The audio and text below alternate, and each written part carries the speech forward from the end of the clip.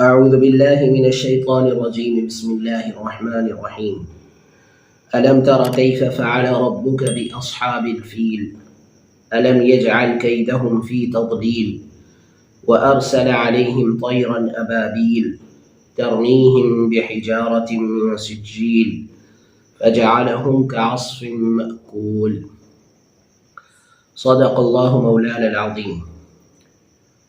یہ جو صورت ہے سورۃ الفیل ہے، اور فیل عربی میں ہاتھی کو کہتے ہیں۔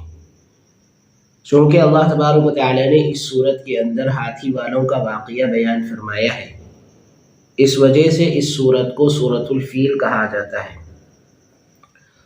اور وہ ہاتھی والوں کا واقعہ کیا ہے، وہ واقعہ بتانے سے پہلے میں قرآن کریم کی ان آیتوں کا جو ابھی تلاوت کی گئی ہیں ان کا میں پہلے ترجمہ کر دوں، اس کے بعد میں اس ہاتھی والے کے واقعے کو میں بیان کر دوں گا۔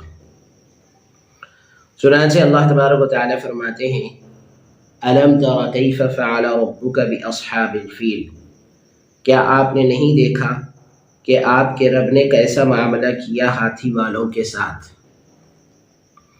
الم یجعل کیدہم فی تضلیل، کیا اللہ نے ان کے مکر کو اور ان کی سازش کو بیکار نہیں بنایا۔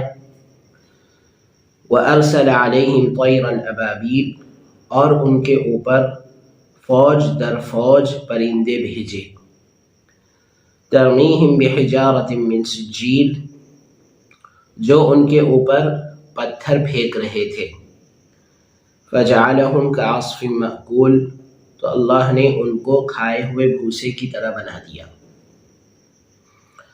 اللہ تبارک و تعالیٰ نے اس سورہ کے اندر ہاتھی والوں کا واقعہ بیان فرمایا ہے، اور وہ ہاتھی والوں کا واقعہ اس طرح ہے جیسا کہ تفسیر کی کتابوں کے اندر عام طور پر نقل کیا جاتا ہے، اور ہم عام طور پر اس واقعے کو سنتے بھی رہتے ہیں۔ یہ واقعہ نبی کریم صلی اللہ علیہ وسلم کی پیدائش سے تقریباً 2 مہینے پہلے پیش آیا تھا۔ حضرت ابن عباس رضی اللہ تعالی عنہما فرماتے ہیں کہ 22 محرم اتوار کے دن یہ واقعہ پیش آیا تھا۔ اس کے بعد ربیع الاول کے مہینے میں نبی کریم صلی اللہ علیہ وسلم کی پیدائش ہوئی، تو محرم کا مہینہ گزرا، صفر کا مہینہ گزرا، پھر ربیع الاول کا مہینہ آیا، تو ربیع الاول کے مہینے میں نبی کریم صلی اللہ علیہ وسلم کی پیدائش ہوئی۔ اب نبی کریم صلی اللہ علیہ وسلم کی پیدائش ربیع الاول کے مہینے میں کون سی تاریخ کو ہوئی، اس سلسلے میں تو اختلاف ہے، لیکن یہ ہاتھی والوں کا واقعہ آپ صلی اللہ علیہ وسلم کی پیدائش سے 2 مہینے پہلے پیش آیا تھا۔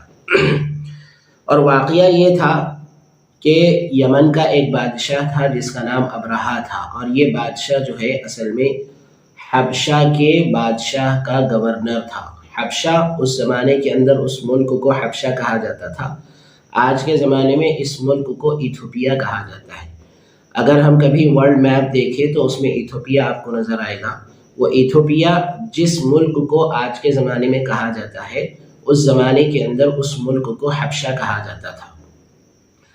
وہاں پر عیسائی حکومت تھی، حبشہ کے اندر عیسائی حکومت تھی، اور وہاں کا ایک گورنر تھا جس کو یمن کے اوپر مقرر کیا گیا تھا، جس کا نام تھا ابرہہ۔ ابرہہ نے سوچا، ابرہہ چونکہ عیسائی تھا اور اس نے دیکھا کہ لوگ جو ہے مکے کی بڑی تعظیم کرتے ہیں، بیت اللہ کی بڑی تعظیم کرتے ہیں۔ یہ بات ہمارے ذہن و دماغ کے اندر رہنی چاہیے کہ ہر زمانے کے اندر لوگ چاہے کتنی بھی گندگیوں کے اندر مبتلا رہے ہوں اور کتنی بھی خرابیوں کے اندر مبتلا رہے ہوں، لیکن بیت اللہ کی اور مسجد حرام کی تعظیم اور اس کی عزت ان لوگوں کے دلوں کے اندر رہی ہے، اس لیے کہ باپ دادا سے وہ لوگ سنتے آ رہے تھے کہ یہ بیت اللہ اور مسجد حرام حضرت ابراہیم علیہ السلام نے بنایا ہے اور یہ خدا کا گھر ہے، تو وہ لوگ سنتے آ رہے تھے، اس وجہ سے وہ لوگ بیت اللہ کی بڑی تعظیم کیا کرتے تھے، اگرچہ مشرک تھے، یعنی بتوں کو پوجا کرنے والے تھے، بتوں کی پوجا کرنے والے تھے، اللہ کے ساتھ شرک کرنے والے تھے، لیکن اس کے باوجود بیت اللہ کی اور مسجد حرام کی عزت اور اس کی عظمت ان کے دلوں کے اندر تھی۔ تو لوگ جو ہے ہر سال حج کرنے کے لیے بھی آتے تھے اور بیت اللہ کی بڑی تعظیم کیا کرتے تھے۔ انشاءاللہ اگلی کلپ کے اندر میں اس کو مکمل کروں گا۔